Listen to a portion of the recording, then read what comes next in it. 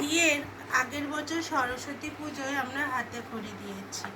তারপরে আমরা ধিকে কিভাবে পেন্সিল ধরতে শিখিয়েছি আমার মেয়েকে, বা কী দিয়ে শিখিয়েছি, এতেও আমি বলবো, আগের ভিডিওতেও আমি বলেছি, এই ভিডিওতেও বলবো বারবার করে, যে সবগুলোর পেছনেই একজন পাকা মাথার হাত আছে, যিনি আমাদের পেছন থেকে ব্যাক করেন।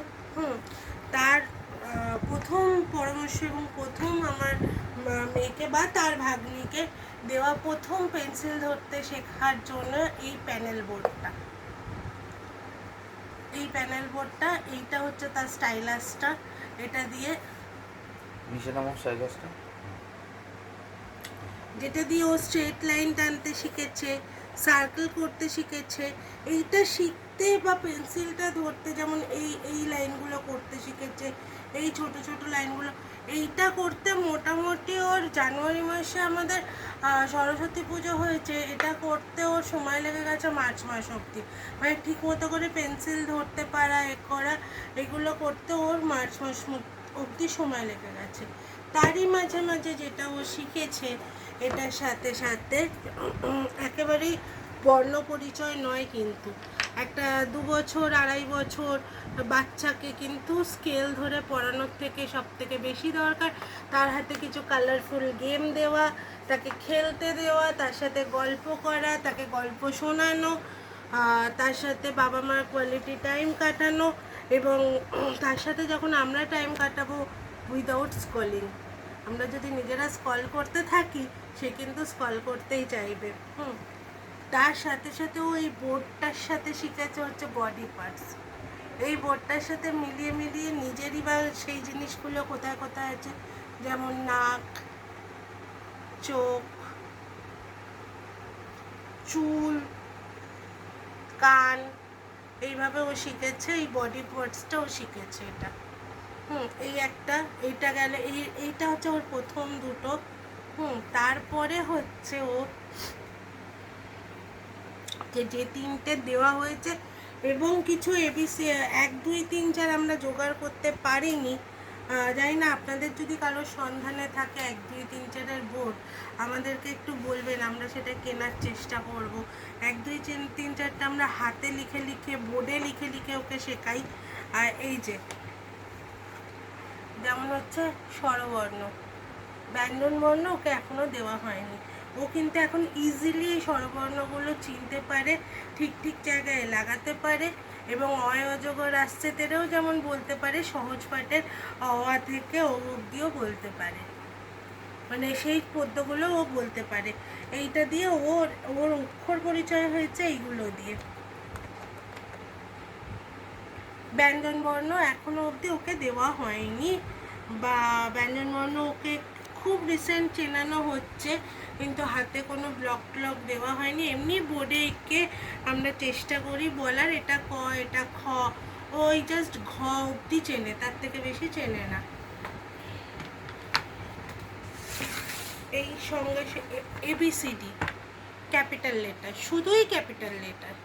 এই যে এবিসিডি, ও এইটা দেখে কিন্তু এখন ইজিলি পুরো এবিসিডিটা সাজাতে পারে, এবং এ থেকে জেড অবধি বলতে পারে।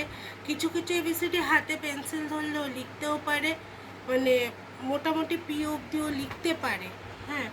আর এ থেকে জেড অবধি তো বলতে পারে, এবং A for apple, B for ball, এরকম করে বলতে বলতেও কিন্তু জেড অবধি বলতে পারে।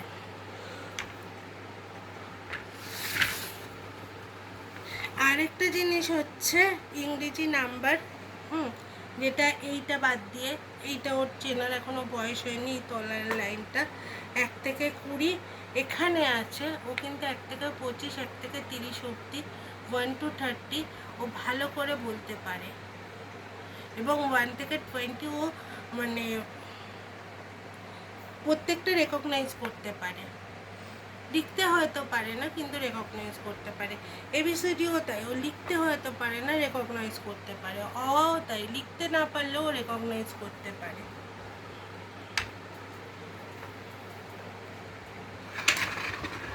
নেক্সট হচ্ছে এটা টয়সিনের একটা গেম। এটা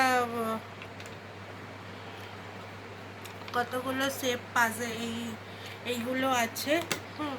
এটা দিয়ে আমরা ওর সাথে এটাও একটা ওপেন মাইন্ডেড গেম, এটা দিয়ে অনেক কিছু করা যায়, সঙ্গে ABCD করা যায়, সি করা যায়, এ করা যায়, ও এটা থেকে শেপ তৈরি করতে পারে, বা আমরা করে করে ওকে দেখাই এবং জিজ্ঞেস করি। টয়সিনের এই গেমটার একটা সমস্যা আছে, সেটা হচ্ছে এইটা খুব মানে টয়সিনের এই গেমটা একটু কস্টলি গেম। যার এই যে একটা এই ছোট একটা গর্তর কিছু নেই, এই সবই বড়, সুতরাং এই লিখতে গেলে এদিকটা বেড়ে যাচ্ছে, আমি বুঝছি এদিকটা বেড়ে গেলে আমাকে ধরতে হবে না, আপনি বুঝছেন এদিকটা বেড়ে গেলে ধরতে হবে না, ও তো সেটা বুঝছে না। টয়সিনের এই জিনিসটার একটা সমস্যা আছে। এনিওয়ে, যদি আমরা এটাকে এখানে বসে এটা বসবে না, হ্যাঁ, কিন্তু এইটা একটা টয়সিনের গেমটার সমস্যা আছে। যাই হোক, অন্য আমরা মেসোতে দেখেছি যেসব গেমগুলো প্লাস্টিকের পাওয়া যায়, একটু কম দামি গেম, তাতে কিন্তু এই ধরনের গেমটার মধ্যে ওই ছোট একটা হোলের 4টে দেওয়া আছে, যেমন এ হলো, তারপরে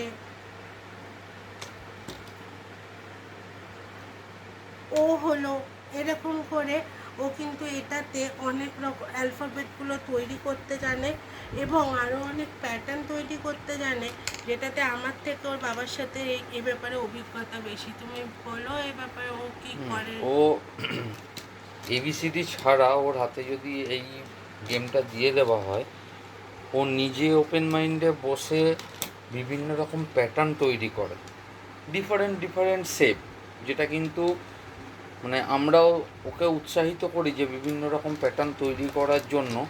ও নিজে নিজেই নানান রকম জিনিস, কারণ অনেকগুলো শেপ আছে তো, কারণ ও এই প্রত্যেকটা স্টিকের কোন স্টিকটা কোন জায়গায় কিভাবে লাগবে সেটা কিন্তু ওর গ্রিপে চলে এসছে, যার জন্য ও ওর পছন্দ মতো প্যাটার্ন করে। যদি কোনো দিন সময় হয়, যদি কোনো দিন সুযোগ সুবিধা করতে পারি, নিশ্চয়ই ওর তৈরি করা প্যাটার্নের একটা ভিডিও আমরা আপনাদের আপলোড দেবো। সবসময় ভিডিওটা দেওয়া সম্ভব হয় না, কেন কেন এর জন্যই যে আমার মেয়ে যখন খেলছে মন দিয়ে কিছু, এবং ও যখন আমাকে ডিমান্ড করছে বা ওর বাবাকে ডিমান্ড করছে, সেই সময়টা আমরা ভিডিওয় মন দেবো এটা করলেও তো হয় না, না, আমাদের ওকে মন দিতে হয়। ও দেখাতে চায় যে বাবা দেখো আমি এটা করছি, মাম্মাম দেখো এটা আমি করছি, বাবাই অফিস থেকে এলে এটা আমি বাবাইকে দেখাবো। হ্যাঁ, তখন যদি ওর বাবাই এসে আমি ভিডিও করছি, ওর বাবাই ক্যামেরা ধরছে আর ও চারদিকে ঘুরে ঘুরে বেড়াচ্ছে, ওকে পাত্তা দেওয়া হচ্ছে না, ওর খেলনাগুলো নিয়ে ওর সাথে আমরা খেলছি না, উল্টে কিনা আমরা ভিডিও করছি, এইটা তো সবসময় করা সম্ভব হয় না, না। ওকে টাইম দেওয়াটা আমাদের প্রথম ধর্ম, তারপরে ভিডিও করা। তা এইটা দিয়ে ও অনেক প্যাটার্ন করতে শিখেছে, অ্যালফাবেট শিখেছে, নাম্বার লিখতে শিখেছে, কিন্তু সেগুলো সবই ইংরেজি। বাংলাটা শেখানোটার জন্য একটু আজকালকার দিনে দাঁড়িয়ে দেখছি আমরা খুব এতে পড়ছি, বিড়ম্বনায় পড়ছি, বাংলার জন্য অনেক কিছু পাচ্ছি না, অনেক জিনিস খুঁজে পাচ্ছি না। এত খেলনা তো আমি নিজে হাতে কোনোটা কিনি না, সবটাই আমার দাদার কেনা। তো ও আমাকে বলছে দেখ এটা পাচ্ছি না, ওটা পাচ্ছি না, আমিও খুঁজে দেখছি এটা ওটা সেটা পাচ্ছি না, বাংলার জন্য তেমন রিসোর্স পাচ্ছি না। কেন এরকম হচ্ছে জানি না, আমরা কি নিজেরা বাঙালি বলতে লজ্জা পাচ্ছি? আমার মেয়ে কিন্তু বাংলা মিডিয়ামেই পড়বে এবং বাংলা অক্ষর পরিচয়টাই তার প্রথম হবে, এটাই আমাদের সবাইয়ের ইচ্ছে। এখন যেভাবে ইংরেজির রিসোর্স পাওয়া যাচ্ছে, সেভাবে বাংলার রিসোর্স পাওয়া যাচ্ছে না। আরও একটা খুব খারাপ জিনিস আপনাদের আমি দেখাবো আজকে, মানে আমি খুব বীতশ্রদ্ধ এইসব কোম্পানিগুলোর ওপরে, শুধু আমি না, আমরা সবাই।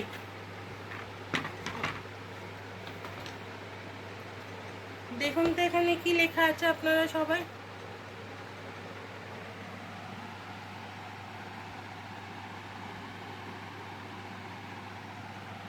কেন এই জায়গাটা বাংলা স্বরবর্ণ লেখা যেত না বা বেঙ্গলি ভাওয়াল লেখা যেত না? এটা কি লেখা? আমি এটাকে হোয়াইটিং দিয়ে মুছবো, কিন্তু আপনাদের সবাইকে দেখালাম। এবার আপনারাই কমেন্ট করে বলবেন যে আমি যে অসন্তোষটা প্রকাশ করছি সেটা আমার অন্যায় কিনা। আচ্ছা, এইটা খুব রিসেন্ট ওর হাতে দেওয়া হয়েছে।